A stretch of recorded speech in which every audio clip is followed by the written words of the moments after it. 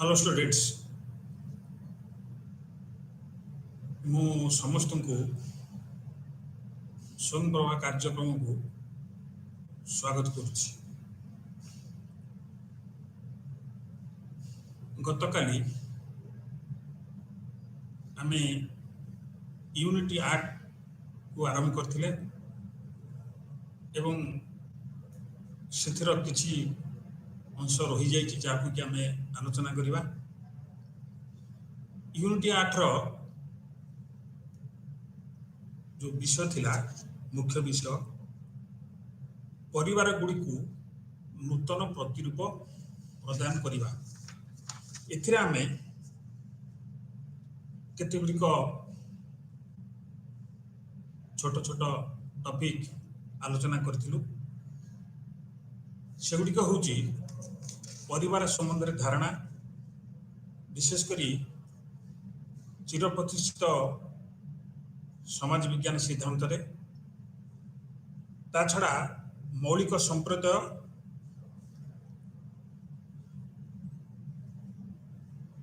जो थिरे आमे घर, पारिवारिक समूह, पोष्य संतान द्वारा परिवार और सावत परिवार इत्यादि रे आमे आलोचना करिथिलु। तो एबे एही क्रम रे मु पुणी सावत परिवार विषय रे आलोचना करी यूनिटी 8 रो अवशिष्टांश आलोचना करी। सावत परिवार हेउछि एक परिवार जेउथिरे पिता मातांको मध्यरु जनकर पूर्व संपर्करु एक बा एकाधिक संतान थांती। तेणु ये होछि गोटे परिवार जोठी परिवार भितर पिता हो बा माता होंतु तांको मध्यरु जनकर पूर्व संपर्क रु एक बा एकाधिक संतान थांती। अर्थात एक निर्दिष्ट परिस्थिति रे यह देखा जाए जदि पुरुष हेउ बा जने महिला हेउ जदि पूर्वरु विवाहित संपर्करु तांकर संतान संतति थांती एवं से पुनर्बार विवाह करती ताहले से जो परिवार गठन करिवे सेटी तांकर आगुरु एक बा एकाधिक संतान थिले ताको सावत परिवार बोली कहा जाए। एक सावत परिवार रे संतान गोटिए जैविक पिता बा माता किंबा दत्तक पिता माता सहित बास करि पारे किंबा दत्तक पिता माता सहित किछि समय पई मध्य बास करि पारंती। तार अर्थ होउची सावत परिवार रे संतान तांकर जैविक पिता माता अर्थात से जहाँ ठारू जन्म नहीं थांती, जैविक माता जहाँ ठारू जन शिशु जन्म नहीं थाए किंबा दत्तक पिता बा माता अर्थात जे तांको आडप्ट करि थाए। एठी जदि कोनोस परिस्थिति पिता हो बा माता हंतु जदि संतान को पोष्य भाव ग्रहण करि थांती तबे से पिता माता सहित संतान टी बास करि पारे किंबा दत्तक पिता माता सहित मध्य किछि समय पई रहि पारे, पूरा पूरी रहि पारे बा किछि समय पई रहि पारे। नूतन परिवार रूप एटा काली हम जस्ट आरंभ करथिले एवं समय और शेष हो जाइथिबारु आमे ताकू सठिक भाव आग को नहीं पार नथिलु। तेणु आज मु पुणी नुआ करी आउ थरे आलोचना करी। नूतन पारिवारिक रूप न्यू फॉर्म्स ऑफ फैमिली। एबे परिवार गुड़िक परिवर्तन देखा देछि। कहीं परिवार रे परिवर्तन देखाई ना विभिन्न कारण बा कारक बा शक्ति रही जो शक्ति जोगु बा शक्ति कारण परिवार गुड़िक परिवर्तन देखा मिलूँ। को कारक जो परिवार परिवर्तन देखा मिलूँ? औद्योगिकरण, नारीर वृद्धि पाउथुबा स्वाधीनता, अर्थनैतिक परिवर्तन प्रभृति बहु प्रकार शक्ति और कारक द्वारा प्रभावित होइछि। तार अर्थ होछि ये गुड़िक सब होछि शक्ति बा कारक जहाँ परिवार को प्रभावित करिछि बा परिवार रे परिवर्तन आनिबारे भूमिका ग्रहण करिछि। औद्योगिकरण, नारीर वृद्धि पाउथुबा स्वाधीनता और अर्थनैतिक परिवर्तन इत्यादि होछि कारक जहाँ परिवार रे परिवर्तन आनी देछि बा ए कारण गुड़िक जो परिवार रे परिवर्तन देखा देछि। एवं विशेषकर 1970 दशक ठारू परिवार संरचना रे परिवर्तन देखा जाइछि। परिवार संरचना रे परिवर्तन देखा जाइछि अर्थात परिवार रो जो स्ट्रक्चर अछि संरचना तार गठन प्रणाली से परिवर्तन देखा जाइछि। ये जो परिवर्तन देखा जाइछि परिवार रे परिवार रो रूप रे मध्य को प्रकार परिवार नुआकरी देखा दउछि।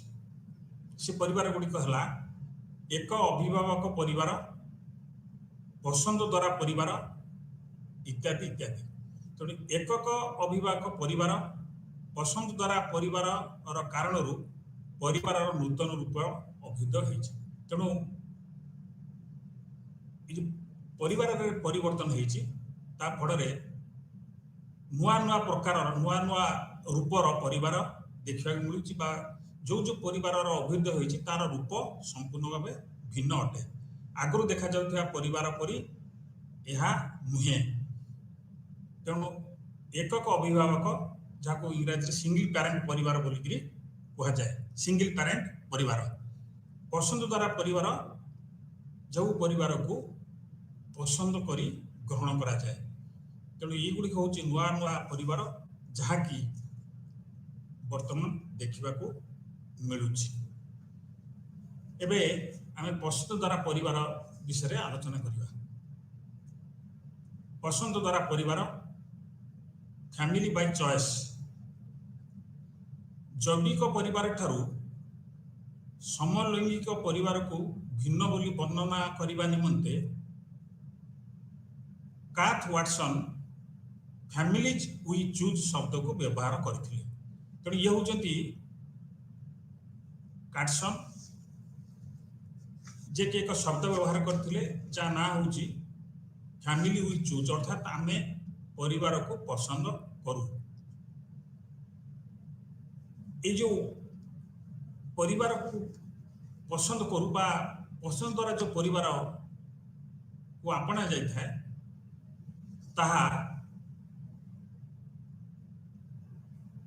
एक भिन्न धरणर परिवार।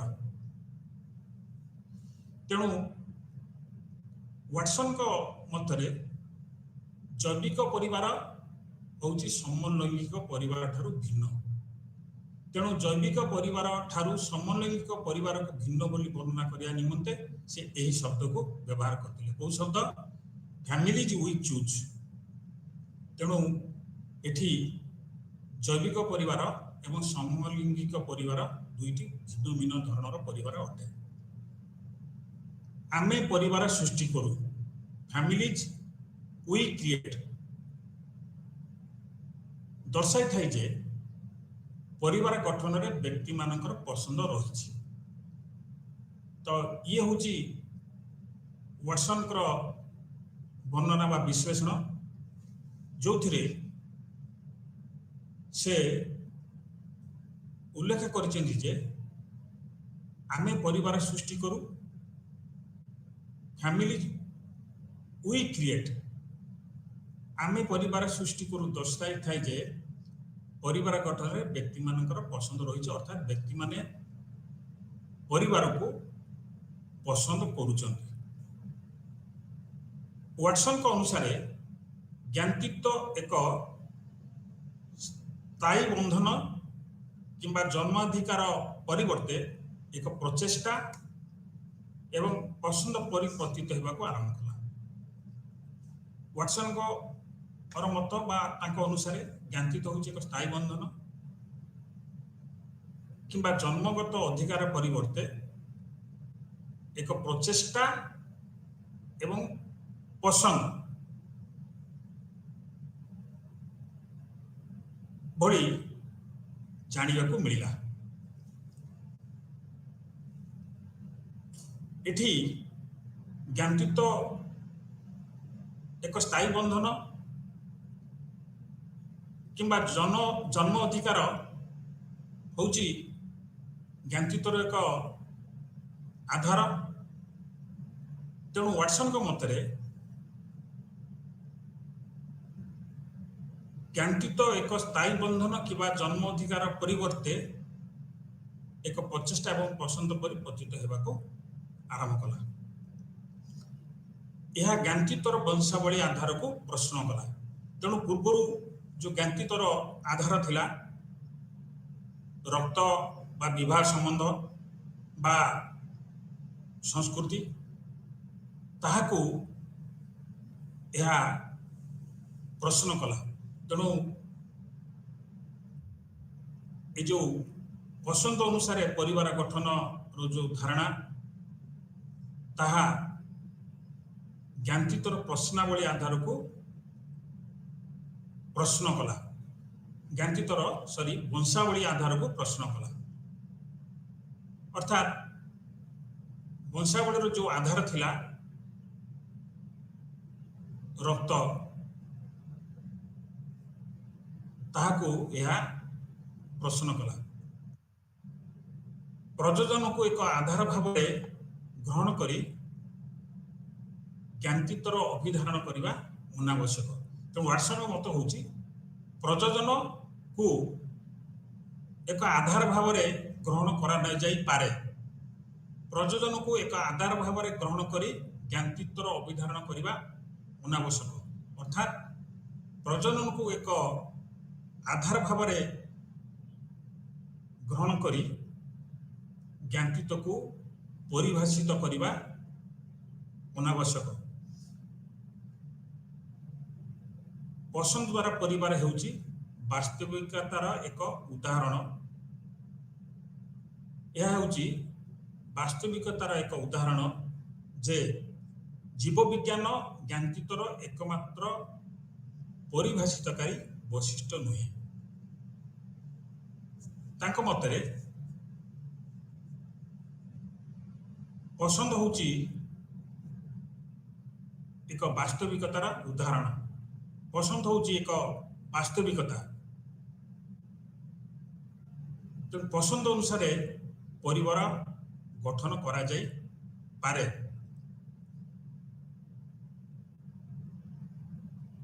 एवं तांको मतरे जीव विज्ञान ज्ञानतित्वर एकमात्र परिभाषितकारी वैशिष्ट्य नुहे। अर्थात जीव विज्ञान द्वारा ज्ञानतित्वर परिभाषा ज्ञानतित्व को परिभाषित करा जाई पारिबो नाही। लोक माने ओ वैवाहिक संपर्क व्यतीत ज्ञानती हेई परिबे। तेणु ज्ञानतित्व पाई विवाह ज्ञानतित्व पाई रक्त संपर्क इत्यादि आवश्यकता नहीं। वैवाहिक संपर्क व्यतीत बा बिना वैवाहिक संपर्क रे ज्ञानतित्व स्थापन करा जाई पारिबो। ये होची वाटसनकर मत। यह पसंद द्वारा परिवार प्रसंग से उल्लेख करिसेंती। तापरे संपर्क रे वास करिबा। संपर्क रे वास करिबा लिव इन रिलेशनशिप एटा होची गोटे ନିକଟରେ ଅଭିଧେୟ ହୋଇଥିବା ବା ଗ୍ରହଣ କରାଯାଇଥିବା ଏକ ଶବ୍ଦ ଯାହା ପାଶ୍ଚାତ୍ୟ ସମାଜରେ ବହୁ ଆଗରୁ ଥିଲା ଏବଂ ଧୀରେ ଧୀରେ ଏହା ଆମ ସମାଜରେ ଅର୍ଥାତ୍ ଭାରତୀୟ ସମାଜରେ ଶୁଣିବାକୁ ମିଳୁଛି, ଦେଖିବାକୁ ମିଳୁଛି।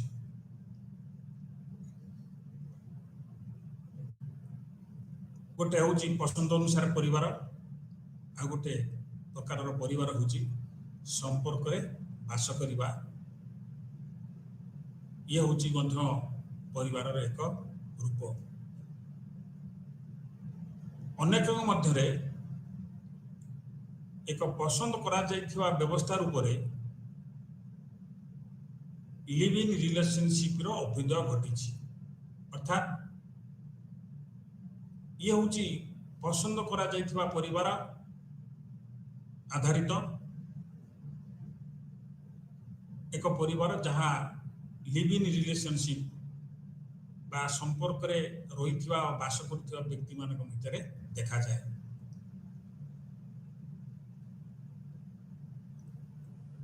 লিভ ইন সম্পর্ক বা সহবাস হচ্ছে এক ব্যবস্থা যে দুই জন প্রাপ্তবয়স্ক বিবাহ বন্ধনের আবদ্ধ নহই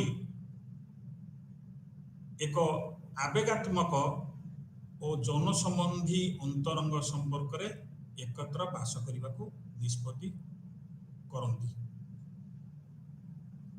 এটি লিভ ইন রিলেশনশিপ বা সম্পর্করে বাস করিবা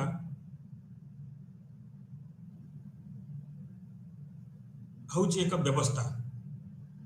ଏହା ହେଉଛି ଏକ ବ୍ୟବସ୍ଥା। ଏହି ବ୍ୟବସ୍ଥାରେ ଦୁଇ ଜଣ ପ୍ରାପ୍ତବୟସ୍କ ବ୍ୟକ୍ତି একত্র বাস କରିବାକୁ ନିଷ୍ପତ୍ତି ନିଅନ୍ତି।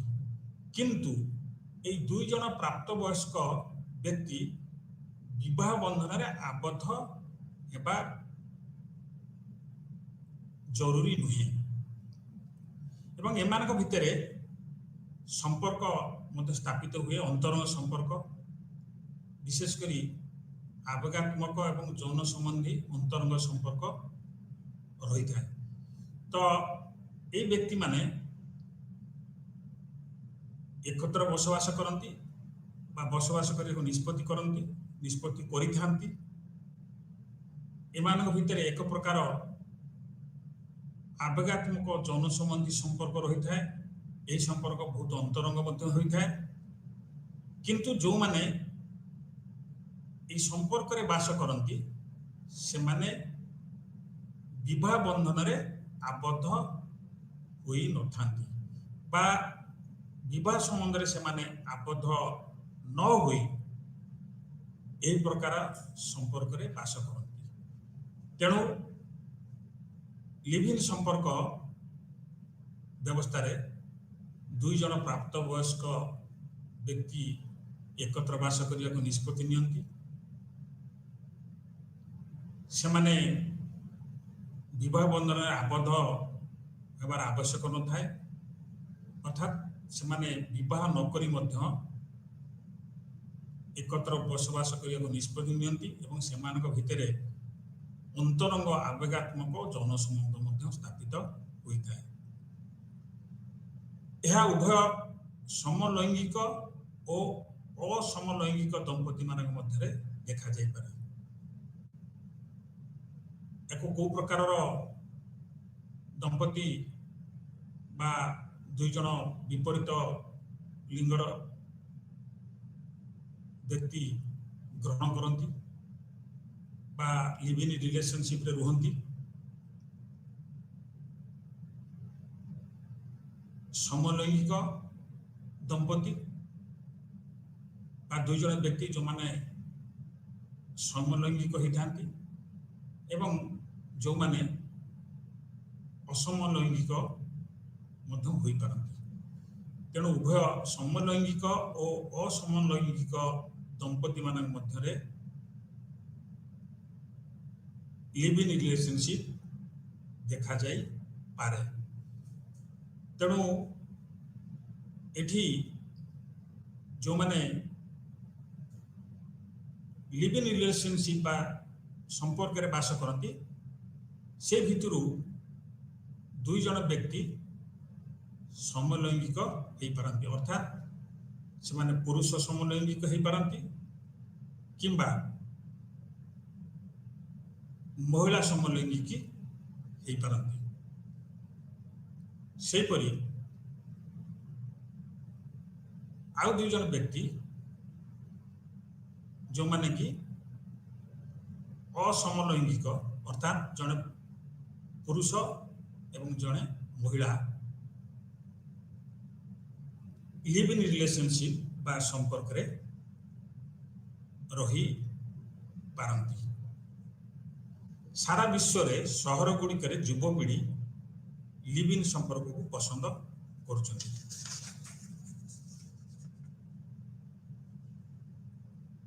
ये जो लिव इन रिलेशनशिप विश्वर बड़ बड़ सहर गुड़िक देखा मिलूँ एवं यही सहर गुड़िक से विवाह को पसंद कर तेबे यह को अनेक अनैतिक बोलिकी विचार करती। यह को कहीं अनैतिक बोली विचार करती कारण ए प्रकार संपर्क को नैतिक समर्थन मिल न था। यह को पारंपरिक विवाह और परिवार प्रति विपद भाव में देखा जाता है। यह खाली अनैतिक नुह, यह पारिवारिक विवाह पारंपरिक विवाह और परिवार प्रति विपद भाव में देखा जाए। अर्थात लिव इन रिलेशनशिप बा संपर्क रे बास विवाह और परिवार को प्रभावित करिवो बोलिकी विचार करा जाए। तेणु ये हूँ एक रूप परिवार लिव इन रिलेशनशिप। तापरे आ गोटे परिवार रूप है सरोगासी परिवार। सरोगासी परिवार शब्द को सही परिवार को दर्शाइबा निमंते व्यवहार करा जाए जहाँ एक तृतीय पक्ष साधारणतः महिला जी कि शिशुर गर्भाविधि निमंते निजर गर्भाशय को भड़ार दे था। सरोगासी परिवार ये हूँ गोटे नुआ कनसेप्ट नुआ टाइप अवधारणा। सरोगासी परिवार सरोगासी परिवार कहले से परिवार जो एक तृतीय पक्ष जे कि शिशुर गर्भावधि निमंते निजर गर्भाशय को भड़ा दे था सेतबेले यह को सरोगासी परिवार कह जाए। ये हला सरोगासी परिवार गोटे शर्त। यार अर्थ हूँ जदि कौन सी परिस्थिति रे दंपति संतानहीन रही था कौन संतान धारण बा जन्म देवार क्षमता न थाए तेबे से जड़े तृतीय महिला को भड़ा सूत्र हो बा धार सूत्र हो तांकु गर्भधारण निमंते अनुरोध करती एवं गर्भावधि अर्थात गर्भार समस्त समय बा पूरापूरी समय पाई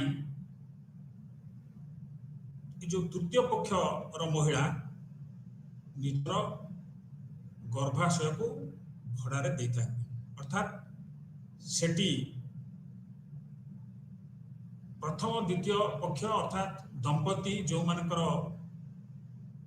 संतान जन्म देवार क्षमता न थाए से माने ତାଙ୍କର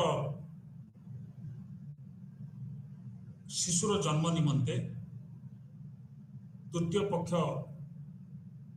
ମହିଳାଙ୍କର ଗର୍ଭାଶୟକୁ ଭଡ଼ାରେ ନେଇଥାନ୍ତି ବା ଧାର ସୂତ୍ରରେ ନେଇଥାନ୍ତି। ସରୋଗେଟ୍ ପ୍ରଜନନ ନିମନ୍ତେ ସରୋଗେଟ୍ ପ୍ରଜନନ ଚିକିତ୍ସାଳୟ ସହିତ ଏକ ଆଇନଗତ ଚୁକ୍ତି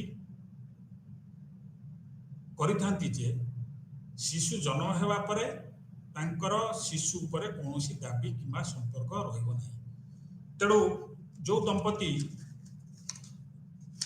ସନ୍ତାନ ଆବଶ୍ୟକ କରନ୍ତି ବା ସନ୍ତାନ ଚାହାନ୍ତି ଏବଂ ଏହି ପଦ୍ଧତିରେ ସନ୍ତାନ ଚାହାନ୍ତି ସେମାନେ ପ୍ରଜନନ ଚିକିତ୍ସାଳୟ ଫର୍ଟିଲିଟି ସେଣ୍ଟର ଚିକିତ୍ସାଳୟ ସହିତ ଏକ ଆଇନଗତ ଚୁକ୍ତି କରିଥାନ୍ତି ଯେ ଶିଶୁ ଜନ୍ମ ହେବା ପରେ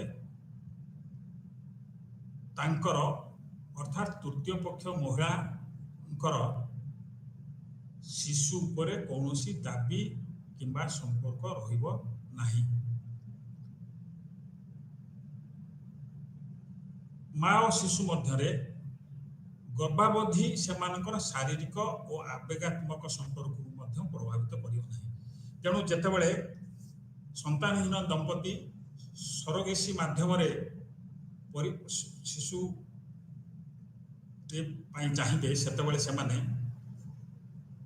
ଏକ ପ୍ରଜନନ ଚିକିତ୍ସାଳୟ ସହିତ ଚୁକ୍ତି କରିବେ ଯେ ଯେଉଁ ତୃତୀୟ ପକ୍ଷ ମହିଳା ଯେ ତାଙ୍କର ଗର୍ଭାଶୟକୁ ଭଡ଼ାରେ ଦେଇଥାନ୍ତି ସେ ଶିଶୁ ଉପରେ କୌଣସି ଦାବି କରିବେନି କିମ୍ବା ସମ୍ପର୍କ ରହିବା ନାହିଁ। ତା ଛଡ଼ା ମା ଓ ଶିଶୁ ମଧ୍ୟରେ ଗର୍ଭାବଧି ସେମାନଙ୍କର ଶାରୀରିକ ଓ ଆବେଗାତ୍ମକ ସମ୍ପର୍କକୁ ପ୍ରଭାବିତ କରିବ ନାହିଁ। ତ ଇଏ ହେଉଛି ଏକ ପ୍ରକାର ପରିବାର ଯାହାକୁ ସରୋଗାସି ପରିବାର ବୋଲିକିରି କୁହାଯାଏ।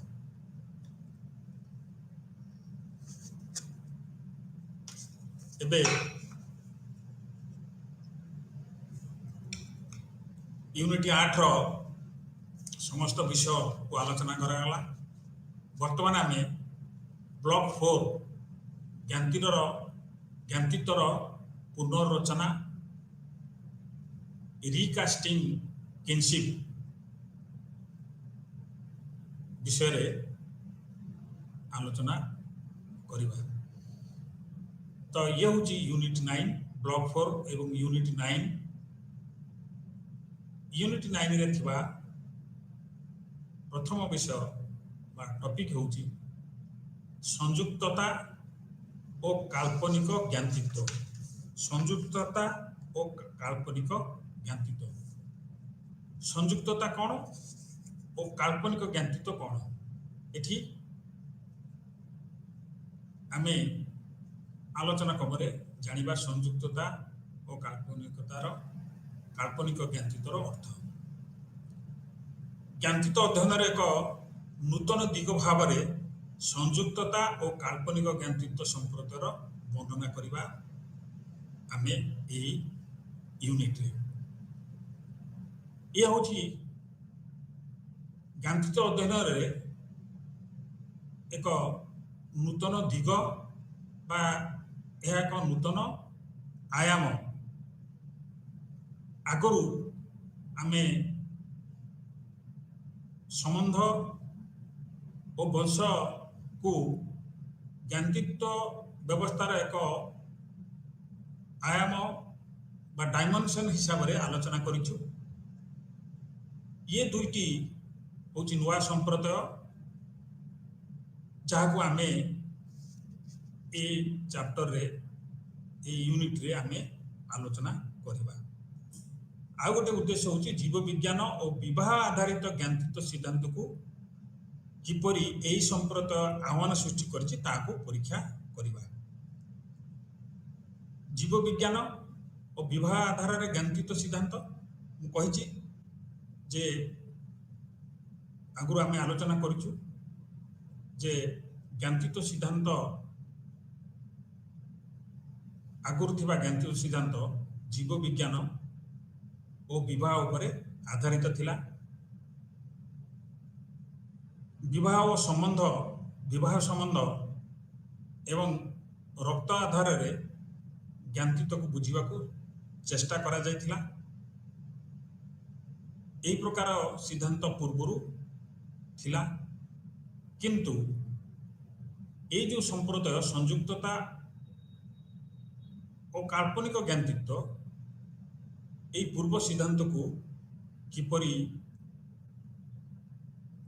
ଚ୍ୟାଲେଞ୍ଜ କରିଛି ତାହାକୁ ପରୀକ୍ଷା କରିବା।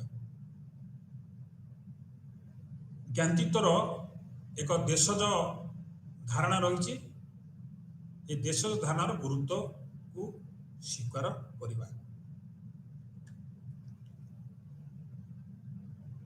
1980 ମସିହା ପ୍ରାରମ୍ଭରେ ଜ୍ଞାନତୀତ ବ୍ୟବସ୍ଥାର ଅଧ୍ୟୟନ ନିମନ୍ତେ ଏକ ଉପାଗମ ଭାବରେ ସଂଯୁକ୍ତତା ସମ୍ପର୍କର ଅଭ୍ୟୁଦୟ ହେଲା। ତେଣୁ 1980 ମସିହା ପର୍ଯ୍ୟନ୍ତ ଯାହା ମୁଁ ଏବେ କହୁଥିଲି ଯେ ଆଗରୁ କୋଉ ଅବଧାରଣା ବା ଉପାଗମ ଜ୍ଞାନତୀତ ଅଧ୍ୟୟନରେ ପ୍ରୟୋଗ କରାଯାଉଥିଲା, ସେଗୁଡ଼ା ହେଉଛି ରକ୍ତ ବା ବୈବାହିକ ସମ୍ପର୍କ। ରକ୍ତ ଆଧାରରେ ଓ ବିବାହ ସମ୍ବନ୍ଧ ଆଧାରରେ ନୂର ବିଜ୍ଞାନୀମାନେ ଜ୍ଞାନତୀତକୁ ଅଧ୍ୟୟନ କରୁଥିଲେ ବା ଜ୍ଞାନତୀତକୁ ବିଶ୍ଳେଷଣ କରୁଥିଲେ। ଏବଂ এই ଯେଉଁ ସଂଯୁକ୍ତତା ସମ୍ପ୍ରଦାୟର ଅଭ୍ୟୁଦୟ ହେଲା କେତେବେଳେ ନା 1980 ମସିହା ପ୍ରାରମ୍ଭରେ। ସେଥିପାଇଁ କୁହାଯାଇଛି ଯେ 1980 ମସିହା ପ୍ରାରମ୍ଭରେ ଜ୍ଞାନତୀତ ବ୍ୟବସ୍ଥାର ଅଧ୍ୟୟନ ନିମନ୍ତେ ଏକ ଉପାଗମ ଭାବରେ ସଂଯୁକ୍ତତା ସମ୍ପ୍ରଦାୟର ଅଭ୍ୟୁଦୟ ହେଲା। ସଂଯୁକ୍ତତା ସମ୍ପ୍ରଦାୟ କହିଲେ ସମ୍ପର୍କ বা ରିଲେଟେଡନେସ୍। ତେଣୁ ଜ୍ଞାନତୀତ ବ୍ୟବସ୍ଥାର ଅଧ୍ୟୟନ ନିମନ୍ତେ ଏକ ଉପାଗମ ଭାବରେ ସଂଯୁକ୍ତତା ସମ୍ପ୍ରଦାୟର ଅଭ୍ୟୁଦୟ ହେଲା। ଏକ ଉପାଗମ ଭାବରେ ବଂଶ ଓ ସମ୍ବନ୍ଧର ସଂଯୁକ୍ତତା ବଂଶ ଓ ସମ୍ବନ୍ଧର ସ୍ଥାନ ଗ୍ରହଣ କଲା। ତେଣୁ ପ୍ରଥମେ ବିବାହ ସମ୍ବନ୍ଧ ଓ ରକ୍ତ ଉପରେ ଆଧାରିତ ହୋଇ ଅଧ୍ୟୟନ କ୍ଷେତ୍ରରେ ଗୁରୁତ୍ୱପୂର୍ଣ୍ଣ ଭୂମିକା ଗ୍ରହଣ କରୁଥିଲା। ତେଣୁ ଏକ ଉପାଗମ ଭାବରେ ସଂଯୁକ୍ତତାକୁ ଗ୍ରହଣ କରି ନିଆଯାଇଛି। ଆଉ ଗୋଟେ ହେଲା ଜ୍ଞାନତୀତ ଅଧ୍ୟୟନରେ ସଂଯୁକ୍ତତା ସମ୍ବନ୍ଧରେ ଧାରଣା, ଅଣ୍ଡରଷ୍ଟାଣ୍ଡିଂ ରିଲେଟେଡନେସ୍ ଇନ୍ କିନସିପ୍ ଷ୍ଟଡିଜ୍। ଜ୍ଞାନତୀତ ଅଧ୍ୟୟନରେ ସଂଯୁକ୍ତା ସମ୍ବନ୍ଧରେ ଧାରଣା, ନିକଟ ଅତୀତର ବର୍ଷ ଗୁଡ଼ିକରେ ରକ୍ତ କିମ୍ବା ବିବାହ ଆଧାରିତ ନ ହୋଇ ଥିବା ସମ୍ପର୍କକୁ ଅନ୍ତର୍ଭୁକ୍ତ କରିବା ନିମନ୍ତେ ଜ୍ଞାନତୀତର ସଂଜ୍ଞାକୁ ପ୍ରଶସ୍ତ କରାଯାଇ ଆସୁଛି। ନିକଟ ଅତୀତ ବର୍ଷ ଗୁଡ଼ିକରେ ରକ୍ତ କିମ୍ବା ବିବାହ ଆଧାରିତ ନ ହୋଇ ଥିବା ସମ୍ପର୍କକୁ ଅନ୍ତର୍ଭୁକ୍ତ କରିବା ନିମନ୍ତେ ଜ୍ଞାନତୀତର ସଂଜ୍ଞାକୁ ପ୍ରଶସ୍ତ କରାଯାଇଛି। ତେଣୁ ଏହା ହେଉଛି ଜ୍ଞାନତୀତର ଏକ ପ୍ରଶସ୍ତ ସଂଜ୍ଞା। ନିକଟ ଅତୀତରେ ବା ନିକଟ ଅତୀତର ବର୍ଷ ଗୁଡ଼ିକରେ ରକ୍ତର ଆଧାର ହୋଇନଥିବ ଏବଂ ବିବାହର ଆଧାର ହୋଇନଥିବ ଏବଂ ବିନା ବିବାହ ବା ବିନା ରକ୍ତ ସମ୍ପର୍କ ହୋଇ ସମ୍ପର୍କକୁ ଅନ୍ତର୍ଭୁକ୍ତ କରିବା ନିମନ୍ତେ ଜ୍ଞାନତୀତର ସଂଜ୍ଞାକୁ ପ୍ରଶସ୍ତ କରାଯାଇଛି। तेणु ज्ञानतीत अध्ययन रे संयुक्ता संबंध रे संयुक्तता बा रिलेटेडनेस इन किनशिप स्टडीज। संयुक्तता शब्द प्रथमे जॉनेट कास्टन द्वारा तांकर कृति कल्चर ऑफ रिलेटेडनेस रे व्यवहार करा जायतिला। संयुक्तता शब्द प्रथमे जॉनेट कास्टेन द्वारा तांकर कृति कल्चर ऑफ रिलेटेडनेस रे व्यवहार करा जायतिला। तेणु संयुक्तता शब्द प्रथमे जॉनेट कास्टन द्वारा तांकर कृति कल्चर ऑफ रिलेटेडनेस रे व्यवहार करा जायतिला। तेणु ये होची एक संप्रत्यय बा शब्द जहा कि जॉनेट कास्टर कृति रे देखिया को मिली थाए। से जुक्ति करती जे जॉनेट कास्टन जुक्ति करती जे ज्ञानतीत को केवल जीव विज्ञान और प्रजनन संदर्भ रे बुझीहब नाही। कास्टन जुक्ति होची जे ज्ञानतीत को केवल जीव विज्ञान और प्रजनन संदर्भ रे बुझीहब नाही। यार अर्थ होची आगरू नृविज्ञानी मान मतरे ज्ञानतीत को बुझिया को हेले खाली बा केवल जीव विज्ञान और प्रजनन यथेष्ट ता नुहे। तेणु जोनेट जुक्ति करती जे ज्ञानतीत को केवल जीव विज्ञान और प्रजनन संदर्भ रे बुझीहब नाही। तेणु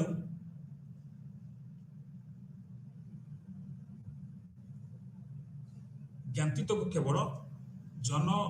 केवल जीव विज्ञान और प्रजनन संदर्भ रे न बुझी यह संयुक्तता आधार रे बुझा को हेब। अर्थात एठी रिलेटेडनेस संप्रत्यय अनुसार व्यक्ति व्यक्ति मध्य संयुक्तता देखिया को मिले एवं से आधार रे ज्ञानतीत को परिभाषित करा जाई पारिबो। तेणु एठारे जॉनेट कास्टर जुक्ति करती जे ज्ञानतीत को केवल जीव विज्ञान और प्रजनन संदर्भ रे बुझाहब नाही। ज्ञानतीत अधिक सामाजिक बोली संयुक्तता सुझाई थाए। अर्थात ज्ञानतीत अधिक सामाजिक बोली संयुक्तता सुझाई थाए। तेणु ज्ञानतीत जैविक नुहे यह मध्य सामाजिक। ज्ञानतीत अधिक सामाजिक बोली संयुक्तता बा रिलेटेडनेस सूची थाए। ए ज्ञानतीतर रक्तबंधन और संबंध संज्ञा स्थान रे अनौपचारिक संपर्क को प्रतिफलित कला। यह ज्ञानतीतर रक्तबंधन और संबंध आधारित स्थान रे औपचारिक संपर्क को प्रतिफलित कला। यार अर्थ होची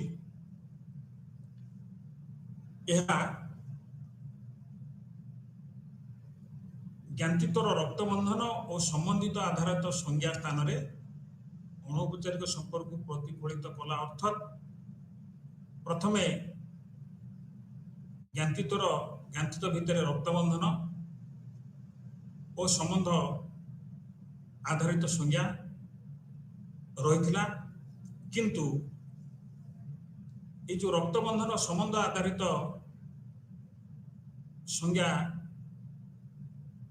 स्थान रे अनौपचारिक संपर्क को देखा मिला।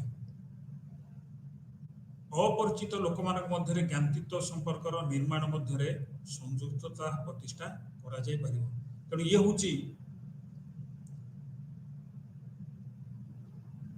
जॉन कास्टन मतामत।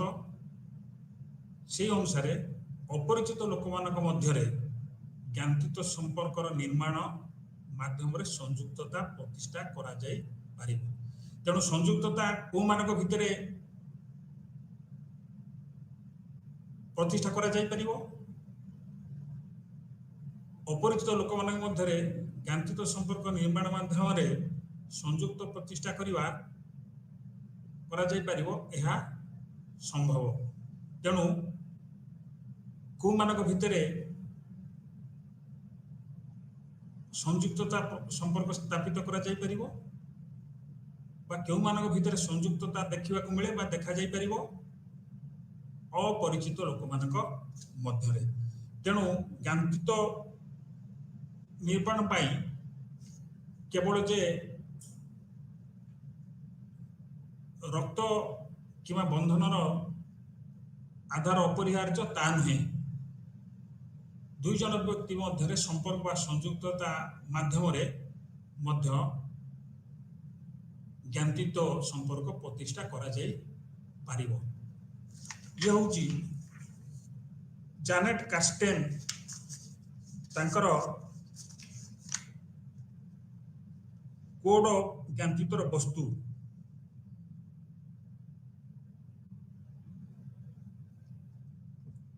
ଜାନେଟ୍ କାଷ୍ଟେନ୍ କୋଡ୍ ଅଫ୍ ଜ୍ଞାନତୀତର ବସ୍ତୁ, ଜ୍ଞାନତୀତର ବସ୍ତୁ ସବଷ୍ଟାନ୍ସ, ଇଂରାଜୀରେ ତାକୁ ସବଷ୍ଟାନ୍ସ ବୋଲି କୁହାଯାଏ। ତେଣୁ ଜାନେଟ୍ କାଷ୍ଟେନ୍ ଯେ କି କୋଡ୍ ଅଫ୍ ଜ୍ଞାନତୀତର ବସ୍ତୁ ସମ୍ପର୍କରେ ଉଲ୍ଲେଖ କରିଛନ୍ତି। Janet Carsten the code and the substance of kinship, ଇଏ ହେଉଛି ଜାନେଟ୍ କାଷ୍ଟେନ୍ଙ୍କର କୃତି। The code and the substance of kinship, ଇଏ ହେଉଛି ଜାନେଟ୍ କାଷ୍ଟେନ୍ଙ୍କର କୋଡ୍ ଜ୍ଞାନତୀତ ବସ୍ତୁ ସମ୍ବନ୍ଧୀୟ ଆଲୋଚନା। The code and the substance of kinship ରେ ଜାନେଟ୍ କାଷ୍ଟେନ୍ ଧାରଣା ଦ୍ୱାରା ପ୍ରଭାବିତ ହୋଇ ସଂଯୁକ୍ତତା ଧାରଣାକୁ ଆଗେଇ ନେଇଥିଲେ। କିଏ? ଜାନେଟ୍ କାଷ୍ଟେନ୍ ସ୍ନାଇଡରଙ୍କ ଧାରଣା ଦ୍ୱାରା ପ୍ରଭାବିତ ହୋଇଥିଲେ। ଇଏ ହେଉଛି ଜାନେଟ୍ କାଷ୍ଟେନ୍ଙ୍କର ଅବଦାନ। ସେ code and the substance of kinship ସମ୍ବନ୍ଧରେ ଉଲ୍ଲେଖ କରିଛନ୍ତି ଜାନେଟ୍ କାଷ୍ଟେନ୍। ଜାନେଟ୍ କାଷ୍ଟେନ୍ ସ୍ନାଇଡରଙ୍କ ଦ୍ୱାରା ପ୍ରଭାବିତ ହୋଇଥିଲେ। ଜାନେଟ୍ କାଷ୍ଟେନ୍ ସ୍ନାଇଡରଙ୍କ ଧାରଣା ଦ୍ୱାରା ପ୍ରଭାବିତ ହୋଇ ସଂଯୁକ୍ତତା ଧାରଣାକୁ ଆଗେଇ ନେଇଥିଲେ। ତେଣୁ ଏ ଶବ୍ଦ କିଏ ବ୍ୟବହାର କରିଥିଲେ?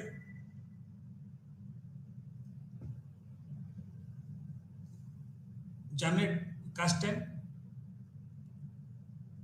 ଜାନେଟ୍ କାଷ୍ଟେନ୍ ସ୍ନାଇଡରଙ୍କ ଧାରଣା ଦ୍ୱାରା ପ୍ରଭାବିତ ହୋଇଥିଲେ।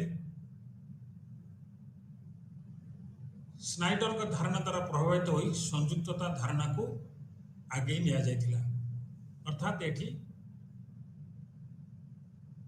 ଜାନେଟ୍ କାଷ୍ଟେନ୍ ସ୍ନାଇଡରଙ୍କ ଧାରଣା ଦ୍ୱାରା ପ୍ରଭାବିତ ହୋଇଥିଲେ ଏବଂ ସେ ଧାରଣାକୁ ଆଗେଇ ନେଇଥିଲେ। କାଷ୍ଟେନ୍ ମାଲୟ ଜ୍ଞାନତୀତ ବିଷୟରେ ଅଧ୍ୟୟନ କରିଥିଲେ ବା ମାଲୟ ଜ୍ଞାନତୀତ ବ୍ୟବସ୍ଥାକୁ ଅଧ୍ୟୟନ କରିଥିଲେ। କାଷ୍ଟେନ୍ ମାଲୟ ଜ୍ଞାନତୀତ ବ୍ୟବସ୍ଥାକୁ। ମାଧବ କିଏ? ମାଲୟ ଜ୍ଞାନତୀତ ବ୍ୟବସ୍ଥାର ଅର୍ଥ ହେଉଛି ପୁଲାଉ ଲାଙ୍କାୱି ର ଲୋକମାନଙ୍କ ଉପରେ କାଷ୍ଟେନ୍ ଅଧ୍ୟୟନ କରିଥିଲେ। ତେଣୁ ଏ ଯେଉଁ ପଲାଉ ଲାଙ୍କାୱି ହେଉଛି ଏକ ଦ୍ୱୀପ ଏବଂ ସେଠାରେ ଯେଉଁ ଲୋକ ବାସ କରନ୍ତି ତାଙ୍କୁ ମାଲୟ ବୋଲିକିରି କୁହାଯାଏ। ଏବଂ ଏ କାଷ୍ଟେନ୍ ଦ୍ୱାରା जो अध्ययन कराइला ता हूँ पुलाउ लांगकुइर लोक मान अध्ययन। तेणु मालय लोक किए जो माने लांगकावी बास करती एवं कास्टेनकर अध्ययन होची मालय मानक उपरे। लांगकुई हूँ एक द्वीप एवं सेटारे बास करुवा लोक माने होउचंती मालय एवं ये मालय मानक मध्यरे ज्ञानतीत व्यवस्था थाए एवं कास्टेन ये ज्ञानतीत व्यवस्था को अध्ययन करथिले। मालय लोक मानक विश्वास रही थाए जे जेतेबेले द्रव्य बा सब्सटेंस बा वस्तु रूप रे खाद्य और बासस्थान विनिमय हुए सेतेबेले यह लोक मानक मध्यरे ज्ञानतीतर आधार होता है। तेणु ये जो मालय लोक माने बास करथिले सेमानक उपरे जानेट कास्टेन अध्ययन करथिले एवं एठी जो लोक मान रोथिले सेमानक द्वारा व्यवहार करा जाथिबा बा वस्तु रूप रे खाद्य और बासस्थान विनिमय हुए सेतेबेले यह लोक मानक मध्यरे ज्ञानतीतर आधार होता है। तेणु मालय लोक माने गोटे घरे बसवास करती बास करती एवं लोक मानक मध्यरे खाद्यर मध्य खाद्य द्रव्यर आदान प्रदान देखा मिले। जेतेबेले लोक गोटे जगार बसवास करती एवं गोटे जगार खाती सेतेबेले सेमानक मध्यरे संपर्क सृष्टि हुए एवं ताहाकू रिलेटनेस बा संयुक्तता बोलिकी कहा जाए। पितृत्व संयुक्तता खाद्य बा आहार अंतरंग रूपे द्रव्य विषय माध्यम संबंधित। पितृत्व संयुक्तता और खाद्य बा आहार अंतरंग रूपे द्रव्य विषय माध्यम संबोधित। तेणु ये जो कहला पितृत्व और संयुक्तता तथा खाद्य अंतरंग रूपे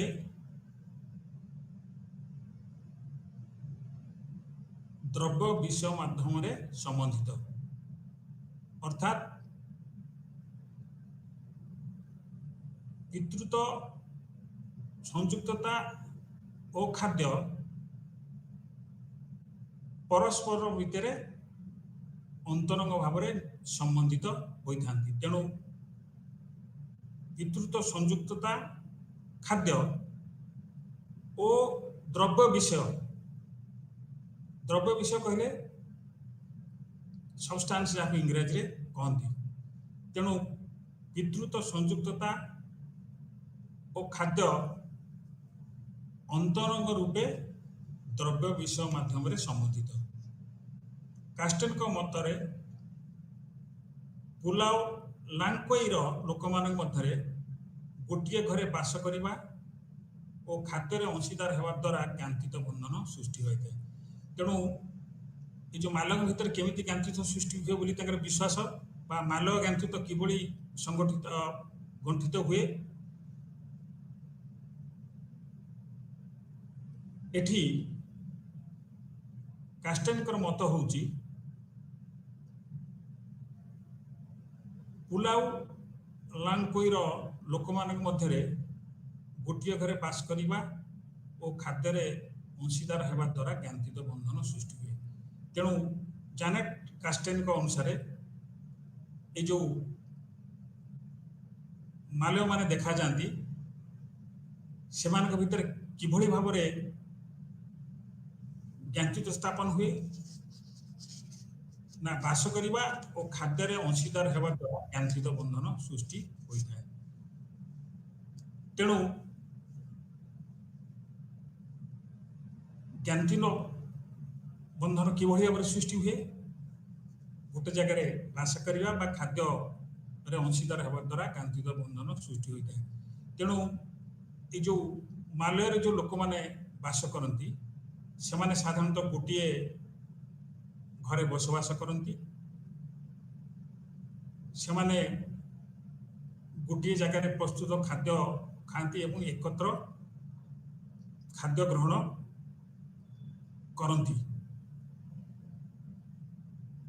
जेतेबेले लोक माने गोटे घरे बास करती और खाद्यर अंशीदार होती सेतेबेले सेमानक भितर ज्ञानचित्त बंधन सृष्टि हुए। तेणु एठी मालय मानक भितर जो ज्ञानचित्त देखा जाए ताहा एकत्र बास करिबा और एकत्र भोजन करिबा आधार रे ज्ञानचित्त संपर्क सृष्टि होता है। तेणु रक्त माध्यम रे ज्ञानचित्त स्वीकृत एवं जेहेतु खाद्य रक्त को पोषण करिଥାଏ खाद्य ज्ञानचित्तर एक अपरिहार्य आधार अटे। तेणु एठी जो ज्ञानचित्तर वस्तु जैनेट कास्टेन के मतरे वस्तु द्वारा बा सब्सटेंस द्वारा ज्ञानचित्त व्यवस्था बा ज्ञानचित्त संपर्क सृष्टि होता है। तेणु रक्त माध्यम रे ज्ञानचित्त स्वीकृत एवं जेहेतु खाद्य रक्त को पोषण करिଥାଏ खाद्य ज्ञानचित्तर एक अपरिहार्य आधार अटे। तेणु खाद्य होची ज्ञानचित्तर अध्ययन बा खाद्य को ज्ञानचित्तर एक आधार भाव ग्रहण करा जाई पारे। तेणु रक्त माध्यम ज्ञानचित्त स्वीकृत होता है। तो रक्त माध्यम ज्ञानचित्त स्वीकृत होता है किंतु जेहेतु खाद्य रक्त को पोषण जोगई थाए खाद्य ज्ञानचित्तर एक अपरिहार्य आधार। तेणु एठी रक्त किबा वंश ज्ञानचित्तर आधार नुहे बरं खाद्य आधार रे ज्ञानचित्त सृष्टि होता है। तेणु ये जो मालय लोक मान था से भितर जो ज्ञानचित्त व्यवस्था जाए ज्ञानचित्त व्यवस्था थाए से ज्ञानचित्त व्यवस्था मुख्यतः खाद्य उपरे आधारित एवं मालयर लोक माने साधारणतः गोटे घरे बसवास करती एवं गोटे रोषे प्रस्तुत खाद्य को खाई था। नेक्स्ट है काल्पनिक ज्ञानचित्तर अर्थ और महत्व। काल्पनिक ज्ञानचित्त कौन? काल्पनिक ज्ञानचित्त और महत्व meaning and relevance of fictive kinship होची काल्पनिक ज्ञानचित्त। एठी आमे काल्पनिक ज्ञानचित्तर अर्थ और महत्व आलोचना करिबो। तो एठी प्रश्न होची काल्पनिक ज्ञानचित्त कौन? जो ज्ञानचित्त वास्तव रे ज्ञानचित्त नुहे ताको काल्पनिक ज्ञानचित्त बोली कहा जायछि। काल्पनिक ज्ञानचित्त को सामाजिक अर्ध किंबा कृत्रिम ज्ञानचित्त भाव में उल्लेख करा जायता है। ଆଉ ଥରେ କହୁଛି, କାଳ୍ପନିକ ଜ୍ଞାତିତ୍ୱ ହେଉଛି ଏକ ସାମାଜିକ ଅର୍ଦ୍ଧ କିମ୍ବା କୃତ୍ରିମ ଜ୍ଞାତିତ୍ୱ ଭାବରେ ଗ୍ରହଣ କରାଯାଇଥାଏ। କାଳ୍ପନିକ ଜ୍ଞାତିତ୍ୱକୁ ସାମାଜିକ ଅର୍ଦ୍ଧ ଓ କୃତ୍ରିମ ଜ୍ଞାତିତ୍ୱ ଭାବରେ ଉଲ୍ଲେଖ କରାଯାଇଥାଏ। ନୃବିଜ୍ଞାନ ଓ ସାମାଜିକ ବିଜ୍ଞାନରେ ଏହା ଏକ ସାଧାରଣ ସମ୍ପ୍ରଦାୟ ଅଟେ। କୋଉଟା ସାଧାରଣ ସମ୍ପ୍ରଦାୟ? କାଳ୍ପନିକ ଜ୍ଞାତିତ୍ୱ। ଏହାକୁ ଏକ ସାଧାରଣ ଅର୍ଥରେ ବ୍ୟବହାର କରାଯାଇଥାଏ। ଏହା ଜନ୍ମ କିମ୍ବା ବିବାହ ଦ୍ୱାରା ସମ୍ପର୍କିତ ହୋଇଥିବା ବ୍ୟକ୍ତିମାନଙ୍କୁ ବୁଝାଏ। এই ଜ୍ଞାତିରେ କୋଉମାନେ ଜ୍ଞାତି ବ୍ୟବସ୍ଥାରେ କୋଉମାନେ ଜ୍ଞାତି ବା ସଦସ୍ୟ? ଏହା ହେଉଛି ଜନ୍ମ କିମ୍ବା ବିବାହ ଦ୍ୱାରା ସମ୍ପର୍କିତ ହୋଇଥିବା ବ୍ୟକ୍ତିମାନଙ୍କୁ ବୁଝେଇଥାଏ, ଯେଉଁମାନେ ପରସ୍ପରକୁ ଜ୍ଞାତି ଭାବରେ ବ୍ୟବହାର ଦେଖାଇଥାନ୍ତି। ସମସ୍ତ ସମ୍ପର୍କ ଯାହା ବାସ୍ତବ ନୁହେଁ ତାହାକୁ ବର୍ଣ୍ଣନା କରିବା ନିମନ୍ତେ କାଳ୍ପନିକ ଶବ୍ଦକୁ ବ୍ୟବହାର କରାଯାଇଥାଏ। ସମସ୍ତ ସମ୍ପର୍କ ଯାହା ବାସ୍ତବ ନୁହେଁ, ଯାହା ବାସ୍ତବ ନୁହେଁ ତାହାକୁ ବର୍ଣ୍ଣନା କରିବା ନିମନ୍ତେ କାଳ୍ପନିକ ଶବ୍ଦକୁ ବ୍ୟବହାର କରାଯାଇଥାଏ। ଦୁନିଆର ଅନେକ ସମାଜରେ କାଳ୍ପନିକ ଜ୍ଞାତିତ୍ୱ ପ୍ରତିଷ୍ଠା ହୋଇଛି। ଏହା ସହଭାଗୀ ଦ୍ରବ୍ୟ ଉପରେ ଆଧାରିତ। ସହଭାଗୀ ଦ୍ରବ୍ୟ, ଯେଉଁ ଦ୍ରବ୍ୟରେ ବ୍ୟକ୍ତିମାନେ ସହଭାଗୀ ହୁଅନ୍ତି। ତେଣୁ এই ଯେଉଁ ସହଭାଗୀ ଦ୍ରବ୍ୟ ଅର୍ଥାତ୍ ଯାହାକୁ କାଷ୍ଟେନ୍ ସବଷ୍ଟାନ୍ସ ବୋଲିକିରି କହିଛନ୍ତି, ଏବଂ ସେ ସବଷ୍ଟାନ୍ସ ଖାଦ୍ୟ ହେଇପାରେ ବା ରକ୍ତ ହେଇପାରେ ଇତ୍ୟାଦି ଇତ୍ୟାଦି। ତେଣୁ ଦୁନିଆରେ ଅନେକ ସମାଜରେ କାଳ୍ପନିକ ଜ୍ଞାତିତ୍ୱ ଦେଖିବାକୁ ମିଳେ ବା ପ୍ରତିଷ୍ଠା ହୋଇଛି। ଏବଂ ଏ ଯେଉଁ କାଳ୍ପନିକ ଜ୍ଞାତିତ୍ୱ ସହଭାଗୀ, ଯାହାକୁ ଇଂରାଜୀରେ ସେୟାର୍ଡ ସବଷ୍ଟାନ୍ସ ବୋଲିକିରି କୁହାଯାଏ, ଏହା ସହଭାଗୀ ଦ୍ରବ୍ୟ ଉପରେ ଆଧାରିତ। ଏବଂ ଏ ଯେଉଁ ସହଭାଗୀ ଦ୍ରବ୍ୟ ଗୁଡ଼ିକ ରହିଛି, କେତେକ ସହଭାଗୀ ଦ୍ରବ୍ୟ ବା ସବଷ୍ଟାନ୍ସ ଗୁଡ଼ିକ ହେଲା ଅଙ୍ଗ ପ୍ରତିରୋପଣ, ମାଙ୍କ ଦୁଗ୍ଧ, ଅନୁବଂଶିକ ଉପାଦାନ ଦ୍ରବ୍ୟର ଅନ୍ତର୍ଭୁକ୍ତ। ତେଣୁ ଏଇ ଦ୍ରବ୍ୟ ଗୁଡ଼ିକ ହେଉଛି ସହଭାଗୀ ଦ୍ରବ୍ୟ, ଯେଉଁଥିରେ ଅନ୍ୟମାନେ ଏଥିରେ ସହଭାଗୀ ହେଇଥାଏ ଏବଂ ବ୍ୟକ୍ତିମାନଙ୍କ ମଧ୍ୟରେ ଏଇ ଉପାଦାନ ଗୁଡ଼ିକ ଦ୍ୱାରା ଜ୍ଞାତିତ୍ୱ ସମ୍ପର୍କ ସ୍ଥାପିତ ହେଇଥାଏ। ତେଣୁ ଇଏ ହେଉଛି କାଳ୍ପନିକ ଜ୍ଞାତିତ୍ୱର ଅର୍ଥ ଓ ମହତ୍ତ୍ୱ। କାଳ୍ପନିକ ଜ୍ଞାତିର ରୂପ, କୋଉ କୋଉ ପ୍ରକାର ବା କେତେ ପ୍ରକାରର କାଳ୍ପନିକ ଜ୍ଞାତି ରହିଛି। ବିଭିନ୍ନ ସମାଜରେ ସ୍ୱତନ୍ତ୍ର ପ୍ରକାରର କାଳ୍ପନିକ ଜ୍ଞାତିତ୍ୱ ଦେଖାଯାଏ। ଏକ ହେଉଛି ଗୋଟେ ପ୍ରକାର କାଳ୍ପନିକ ଜ୍ଞାତିତ୍ୱ, ତାହା ହେଉଛି ବ୍ୟକ୍ତିମାନଙ୍କର ସମାରୋହ। ବ୍ୟକ୍ତିମାନଙ୍କର ସମାରୋହ, ଏହା ହେଉଛି ପ୍ରତିଭାଗୀମାନଙ୍କ ମଧ୍ୟରେ ଜ୍ଞାତିତ୍ୱ ବନ୍ଧନକୁ ଚିହ୍ନଟ କରିବା ନିମନ୍ତେ ଏକ ଉତ୍ସବରେ ବ୍ୟବହାର କରାଯାଇଥାଏ।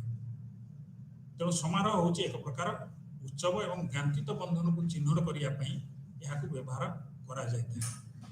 ଯେଉଁମାନେ ବିଭିନ୍ନ ପ୍ରକାର କ୍ରିୟା ପଦ୍ଧତି ବା ରିଚୁଆଲରେ ଅଂଶଗ୍ରହଣ କରନ୍ତି, ସେମାନଙ୍କ ଭିତରେ ଜ୍ଞାତିତ୍ୱ ସମ୍ପର୍କ ଅଛି ବୋଲି ବିଚାର କରାଯାଇଥାଏ। ଅର୍ଥାତ୍ ଏ ଯେଉଁ ଉତ୍ସବ ବା ଅନୁଷ୍ଠାନରେ ଯେଉଁମାନେ ଭାଗ ନିଅନ୍ତି, ଉତ୍ସବରେ କ୍ରିୟା ପଦ୍ଧତିରେ ଯେଉଁମାନେ ଅଂଶଗ୍ରହଣ କରନ୍ତି, ସେମାନଙ୍କ ଭିତରେ ସମ୍ପର୍କ ଅଛି ବୋଲି ବିଚାର କରାଯାଇଥାଏ। ଇଏ ହେଲା ବ୍ୟକ୍ତିମାନଙ୍କର ସମାରୋହ, ଗୋଟେ ପ୍ରକାରର ଫିକ୍ଟିଟିଭ୍ କିନସିପ୍ ବା କାଳ୍ପନିକ ଜ୍ଞାତିତ୍ୱର ରୂପ। ଦୁଇରେ ହେଲା ମିତେରୀ। ମିତେରୀ ଶବ୍ଦର ଅର୍ଥ ହେଉଛି बंधुता एवं यह ହେଉଛି ଏକ କାଳ୍ପନିକ ଜ୍ଞାନଚିତ୍ର ଏକ ରୂପ। ଇଏ ହେଉଛି ଏକ ପ୍ରକାର କାଳ୍ପନିକ ଜ୍ଞାନଚିତ୍ର। ଯେଉଁ ପୁରୁଷମାନେ କାଳ୍ପନିକ ଜ୍ଞାତି ବନ୍ଧନ ନିର୍ମାଣ କରନ୍ତି ସେମାନଙ୍କୁ ମିତ ବୋଲିକରି କୁହାଯାଏ। ତେଣୁ ଯେଉଁମାନେ କାଳ୍ପନିକ ଜ୍ଞାତି ବନ୍ଧନ ସହିତ ସମ୍ବନ୍ଧିତ ହୁଅନ୍ତି ସେହି ପୁରୁଷମାନଙ୍କୁ ଏବଂ ସେମାନେ ପୁରୁଷ ହୋଇଥିଲେ ସେମାନଙ୍କୁ ମିତ ବୋଲିକରି କୁହାଯାଏ। ଅନ୍ୟ ଜଣେ ମହିଳା ପୁରୁଷକୁ ମିତିମି ବୋଲିକରି କୁହାଯାଏ। ତେଣୁ ମହିଳା ପୁରୁଷ ବା ମହିଳାଙ୍କ ସହିତ ବନ୍ଧୁତା ସ୍ଥାପନ କରିପାରନ୍ତି। ତେଣୁ ଯେତେବେଳେ ଜଣେ ମହିଳା ତାଙ୍କର ମହିଳା ବନ୍ଧୁଙ୍କ ସହିତ ଜ୍ଞାନଚିତ୍ର ସ୍ଥାପନ କରନ୍ତି କାଳ୍ପନିକ ଜ୍ଞାନଚିତ୍ର, ସେତେବେଳେ ତାଙ୍କର ସେ ମହିଳା ବନ୍ଧୁକୁ ମିତିମ୍ ବୋଲିକରି କୁହାଯାଏ। ଏହି ପ୍ରକାର କାଳ୍ପନିକ ଜ୍ଞାନଚିତ୍ର ହିନ୍ଦୁ ଓ ନେପାଳର ସଂଜାତି ସମୂହ ଗୁଡ଼ିକ ମଧ୍ୟରେ ସାଧାରଣ ଅଟେ। ଆଉ ଗୋଟେ ପ୍ରକାର ରୂପ ହେଉଛି କାଳ୍ପନିକ ଜ୍ଞାତିର କମ୍ପାଡ୍ରାଜଗୋ। ଏହା ହେଉଛି କେନ୍ଦ୍ରୀୟ ମେକ୍ସିକୋରେ ଦେଖାଯାଉଥିବା ଏକ ପ୍ରକାର କାଳ୍ପନିକ ଜ୍ଞାନଚିତ୍ର ବନ୍ଧନ। ଏହାର ଅର୍ଥ ହେଉଛି ସହପିତୃତ୍ୱ, ସନ୍ତାନ, ସେମାନଙ୍କର ପିତାମାତା ତାଙ୍କର ଗ୍ରାଣ୍ଡ ପ୍ୟାରେଣ୍ଟସଙ୍କ ମଧ୍ୟରେ ଥିବା ସମ୍ପର୍କକୁ ବର୍ଣ୍ଣନା କରିବା ନିମନ୍ତେ ଏହି ଶବ୍ଦକୁ ବ୍ୟବହାର କରାଯାଇଥାଏ। ତେଣୁ ଇଏ ହେଉଛି ଗୋଟେ ଶବ୍ଦ ଯାହାକି ସନ୍ତାନ ସେମାନଙ୍କର ପିତାମାତାଙ୍କ ମଧ୍ୟରେ ଥିବା ସମ୍ପର୍କକୁ ବର୍ଣ୍ଣନା କରିବା ନିମନ୍ତେ ଏହି ଶବ୍ଦକୁ ବ୍ୟବହାର କରାଯାଇଥାଏ। ତାପରେ ଆଉ ଗୋଟେ ପ୍ରକାର ହେଲା କାଳ୍ପନିକ ଜ୍ଞାନଚିତ୍ର ରୋଡ଼ିର ଗୁରୁଙ୍ଗ ପରମ୍ପରା। ନେପାଳରେ ଏକ ବିଖ୍ୟାତ ଗୁରୁଙ୍ଗ ପରମ୍ପରା ହେଉଛି ରୋଡ଼ି ଅନୁଷ୍ଠାନ। ରୋଡ଼ି ହେଉଛି ନେପାଳୀମାନଙ୍କ ଭିତରେ ଏକ ଅନୁଷ୍ଠାନ। ଏହି ଅନୁଷ୍ଠାନରେ କିଶୋରମାନେ କାଳ୍ପନିକ ଜ୍ଞାନଚିତ୍ର ସମ୍ବନ୍ଧ ନିର୍ମାଣ କରିଥାନ୍ତି। ତେଣୁ ଏ ଯେଉଁ ଅନୁଷ୍ଠାନ ନେପାଳରେ ପ୍ରଚଳିତ, ଏହା ହେଉଛି କିଶୋରମାନଙ୍କର ଏକ ଅନୁଷ୍ଠାନ ଏବଂ କିଶୋରମାନେ ଏହି କାଳ୍ପନିକ ଜ୍ଞାନଚିତ୍ର ସମ୍ବନ୍ଧ ନିର୍ମାଣ କରିଥାନ୍ତି। ତ ଇଏ ହେଉଛି କାଳ୍ପନିକ ଜ୍ଞାନଚିତ୍ରର ରୂପ ବା ପ୍ରକାରଭେଦ। ଆଜି ଏତିକିରୁ ଆମର ଆଲୋଚନା ଶେଷ ହେବାକୁ ଯାଉଛି। ପରବର୍ତ୍ତୀ ଆଲୋଚନା ପରବର୍ତ୍ତୀ ସେସନରେ ହେବ। Thank you.